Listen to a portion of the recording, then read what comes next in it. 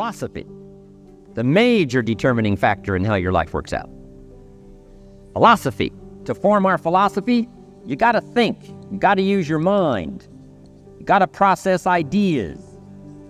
And this whole process over a lifetime, starting way back here when we were children, schools that we've attended, our parents, our experiences, all this stuff that we've processed by the thinking process helps to develop our philosophy. And in my opinion, each person's personal philosophy is the major factor in how your life works out. Here's what I called it in that last presentation when I was here. It's called the set of the sail. Each person's personal philosophy is like the set of the sail. Now, I used to think it was circumstances that ordered my life. If someone would have asked me at age 25, Mr. Rohn, how come you're not doing well? Pennies in your pocket, creditors calling, nothing in the bank, behind on your promises to your family, you live in America, 25 years old, got a beautiful family, every reason to do well, and things are not going that well for you. What is wrong here? It would not have occurred to me to blame my philosophy. It would not have occurred to me. Say, well, I got this lousy philosophy, and that's how come I got pennies in my pocket and nothing in the bank, and things aren't working well. That would not have occurred to me. I found it much easier to blame the government. Much easier to blame the tax problem. I used to say taxes are too high. Top tax rate when I first started paying taxes, 91%.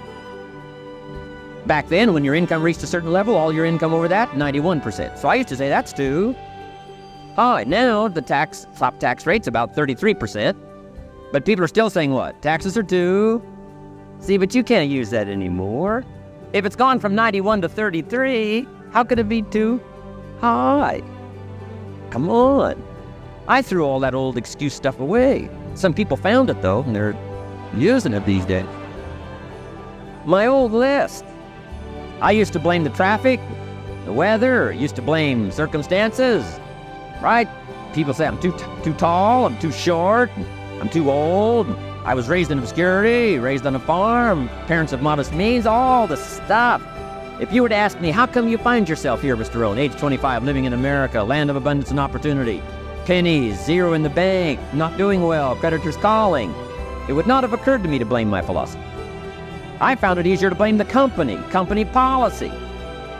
I used to say, if this is all they pay, how do they expect you to do well? So I figured that, my future was going to be tied to what everybody else was arranging, the economy and, right, interest rates. I used to say things cost too much. That was my whole explanation, not my philosophy, until my teacher taught me better that this is where the problem was, my own personal philosophy.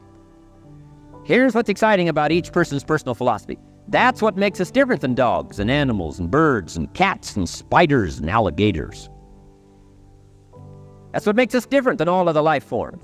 The ability to think, the ability to use your mind, the ability to process ideas, and not just operate by instinct.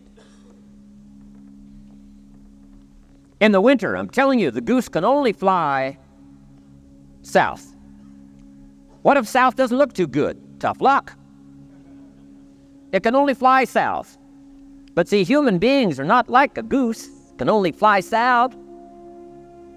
You can turn around, go north, you can go east, you can go west, you can order the entire process of your own life. And we do that by the way we think. We do that by exercising our mind. We do that by processing ideas and come up with a better philosophy, a better strategy for our life, goals for the future, okay? Plans to achieve those goals. All this comes from developing our philosophy. Philosophy helps us to process what's available. Well, when we get here, we got seed, and we got soil, and we got some rain, and we've got some what? Sunshine, and we've got some seasons, and what? The miracle of life. Now, the key is, what do you do with all this stuff? How do you turn all this stuff that's available here into equity and promise and lifestyle and dreams and future possibilities? All of this that's possible now with human beings, how do you take all this stuff and turn it into this equities and values? Well, it starts with philosophy. What is the seed? What is the soil? What is the sunshine? What is the rain? Is it possible to take some of each of all the stuff that's available and turn it into food and turn it into value and turn it into nourishment, turn it into something spectacular and unique that no other life form can do? And the answer is yes. But you cannot deal with all this stuff and what to do with it unless you start refining your philosophy. Think, use your mind, come up with ideas, and strengthen your philosophy. So the seed and the soil and the rain and the sunshine, this is called, the economy and the banks and the money and the schools and everything that's available out there, processing information, what to do with all that, and turn it into equity and value. That is the major challenge of life, my personal opinion. So each person's personal philosophy now is going to determine what you're going to do with seed and soil and sunshine and rain and miracle, the change of season. That's it. My personal opinion. Each person's personal philosophy is like the set of the sail. That's what this seminar is for today. Help you to trim a better sail. You don't need a better economy. You don't need better seed and soil. In fact, when it comes to seed and soil and rain and sunshine and seasons and the miracle of life, that's all you got. Now, what if you blame this stuff? Then you're blaming all you got. If you blame the economy, and you blame the schools, and you blame the teachers, and you blame the sermons and the preachers, and you blame, the marketplace, and you blame the company and company policy, what else is there? When some people get through with their blame list, there is nothing else. That's all there is. And if you blame the only thing you've got to work with, I'm telling you, it's called mistake colossal.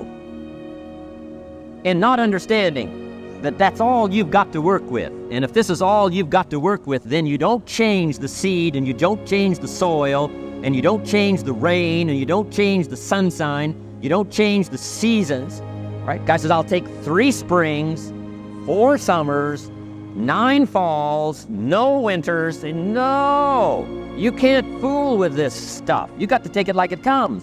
Then what do you change to make your life work well? You got to start with your philosophy. Guess what I had to do at age 25 in order to change my own future? I had to change my mind. I had to change my thinking. I had to change my philosophy. I was messed up on what was causing my problem.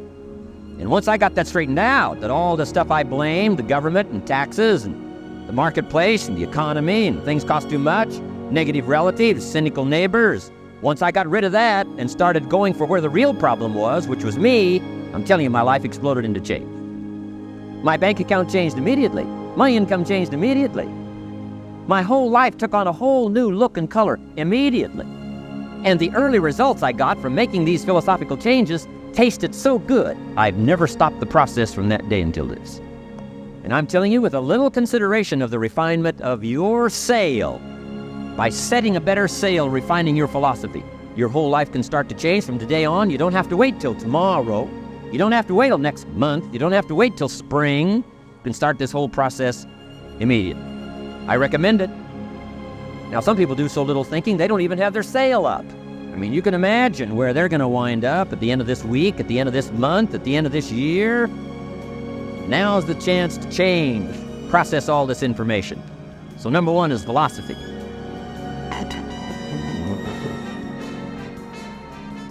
Here's the definition of success and failure. Just make this note. Here's failure. A few errors in judgment,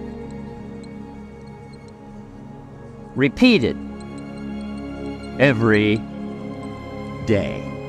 Now, you can automatically assume, Mr. Rohn, I say, I can understand that. A few errors in judgment repeated every day. For 6 years?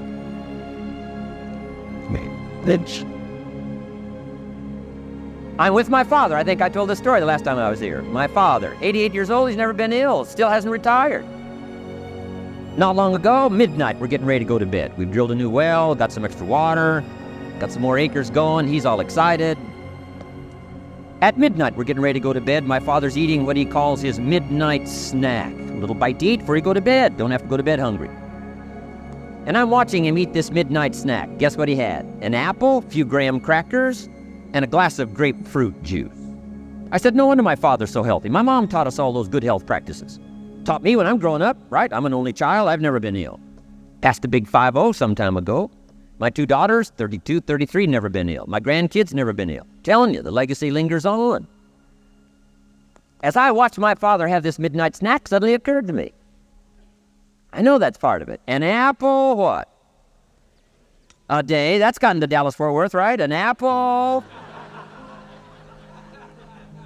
An apple a day keeps the doctor away. Good question for this intelligent audience. What if that's true? You say, well, Mr. Rohn, if that's true, that would be easy to do. Then what's the problem? It's easy not to do. It's easy not to adopt it as your own personal philosophy. Or the guy messed up the saying. Guy says a Hershey bar a day. Say, no. You've been watching too much television. It is not Hershey bar. You gotta be smarter in philosophy than to fall for the Hershey bar a day when it's an apple a day. You gotta be smarter than that. And if you make that kind of an error in judgment every day for 6 years, I'm telling you, it'll accumulate into disaster. Sometimes the first year you say, well, I'm so healthy now, what difference is it gonna make? You gotta be smarter than that. Just because disaster doesn't fall on us at the end of the first day doesn't mean disaster isn't coming. You got to be so smart that you look down the road and say, will the errors in my present judgment of philosophy, what's that going to cost me in 1 year, 6 years, 1 month, 6 months? I'm telling you, the money cost and the health cost and the success cost is too gigantic if you look down the road a little ways and say, are there errors in my current judgment like an apple versus a Hershey bar? Is that just a good illustration of some of the rest of my errors in judgment? If it is, that's where I found myself at age 25. I started working when I was 19. I met my teacher who helped turn my life around when I was 25. That's 6 years. At the end of the first 6 years of my economic life, I've got pennies in my pocket. I've got nothing in the bank. The creditors are calling saying, hey, you told us the check was in the mail. I'm embarrassed. I'm behind on my promises. I live in America. I'm 25-year-old American male. I got a nice family, every reason to do well. And I'm messed up. Now, what's messed up? I used to think it was the community that was messed up, and the country was messed up, and the government was messed up. If those Democrats ever get in the White House, that'll really mess things up. If the Republicans stay in power, that'll really mess things up. The economy was messed up. Interest rates are messed up. I thought all this stuff was messed up. Then I found out that's not what was messed up. I was criticizing the only thing I had to work with. What was really messed up was my own personal philosophy. My own errors in judgment in my own personal philosophy brought me in 6 years to pennies in my pocket, nothing in the bank, and trying to explain why I wasn't doing well living in America, 25-year-old American male, got a family, every reason to do well. Now, once I understood this, here's the formula for failure: errors in judgment, being lax about developing your own personal philosophy. I'm telling you, it's called accumulated disaster. It doesn't matter whether it's your health or your bank account. Guy's got an empty bank account, probably has high cholesterol. Why? Over the last 6 years, he never paid attention to either one. And it doesn't matter whether it's a dollar, or whether it's your money, or whether it's your cholesterol count. All you got to do is commit the errors, and just because disaster doesn't fall on you at the end of the first day that you don't eat an apple. You say, well, I didn't eat an apple today, and tonight I'm not ill. Well, you got to be brighter than that. Someday you got to leave first grade. The reason we make those first grade desks so small so they won't fit at age 25. Right? You don't belong here anymore. Come on. Now let me give you the secret to success. Your formula for failure: a few errors in judgment repeated every day for 1 month starts the weakness, starts the disaster process. You can imagine what happens in 6 years. Now here's the formula for success: a few simple disciplines practiced every day. And you've started a whole new process called a whole new life. A few simple disciplines practiced every day. And if you decide today to go for the apple instead of the Hershey bar, I'm telling you, you have begun the process of turning your life around. And if you keep up that process, not only with your health habits, but with your money habits and with your communication habits, with your sales habits and management habits and every other habit that you've got, if you'll start that process, eliminate the errors and replace it with disciplines practiced, I'm telling you, you can start this process of life change immediately. After today, you don't ever have to be the same again. Only by choice. You don't have to walk out of here the same as you walked in today. Only by choice. You can start a whole new process. You say, well, Mr. Rohn, is it that simple? Yes, it's that simple. Where else would you start but with an apple? You don't have to start with something staggering. What if you should be walking around the block for your good health and you don't? What'll that do in 6 years? I'm telling you, the word is disaster. You could and you should and you don't. Here's an even stronger word. You won't. Don't might mean you're careless. Won't probably means you're stubborn. And either one's called disaster. Could, should, don't. I'm telling you, that's why at the end of 6 years, I found myself with pennies in my pocket, nothing in the bank, creditors calling. Could, should, won't. Could, should, don't is called disaster. Now, how do you change all that? The next 6 years, I got rich. The next 6 years, I became a millionaire. By the time I'm 31, I'm a millionaire. How about that? You say, well, Mr. Rohn, what happened? Well, strangely enough, during that second 6 years of my economic life, the government was about the same.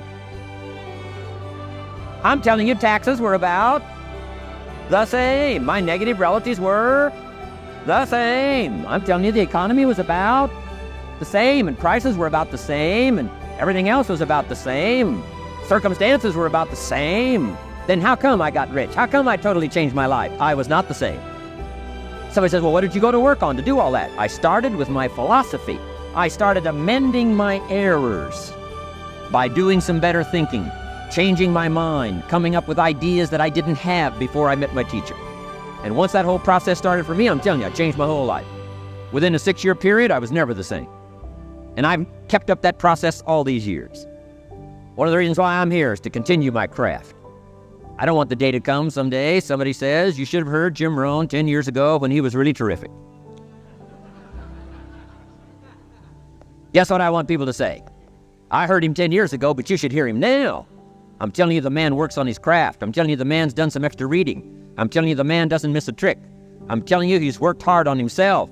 That's why he's able to deliver like he does. The same thing can happen for you as a teenager. It can happen to you as a mother, as a father, as a business person, as a salesperson, running a business. Doesn't matter. Management, wherever you find yourself. This is the process called personal change. And what I say to start with is start with your own philosophy. Your philosophy is going to determine whether or not you go for the disciplines or continue the errors that's called potential disasters. And everybody has it within their power. Well, it was so happy for me to find out at age 25, Mr. Shove said, Mr. Rohn, you don't have to change countries. But you do have to change philosophy. And if you'll change philosophy, not country, you can turn around your income, you can turn around your bank account, you can turn around your skills, you can become capable, powerful, sophisticated, healthy, influential, all the other equities that you could possibly want out of your life, using the only stuff there is and not trying to change any of this stuff. Appreciate all of this stuff with all of its ups and downs, with all of its mystery of why it works and sometimes it doesn't work. Don't challenge this. You don't have to ask for another planet. You don't have to ask for another country. Just ask for another book. Ask for another seminar. Ask for another idea. And you can start this whole process of personal life change. Now, I could spend the whole day on philosophy, because that's where it is. If I could get you intrigued with that enough to study it, enough to ponder it, to where you would pick up the commitment like I did and say, hey, as simple as an apple a day, as simple as a walk around the block, why not start right there? If you don't start there, where else are you going to start? Might as well start where it's easy, and then go to the more complicated discipline. Key. Philosophy.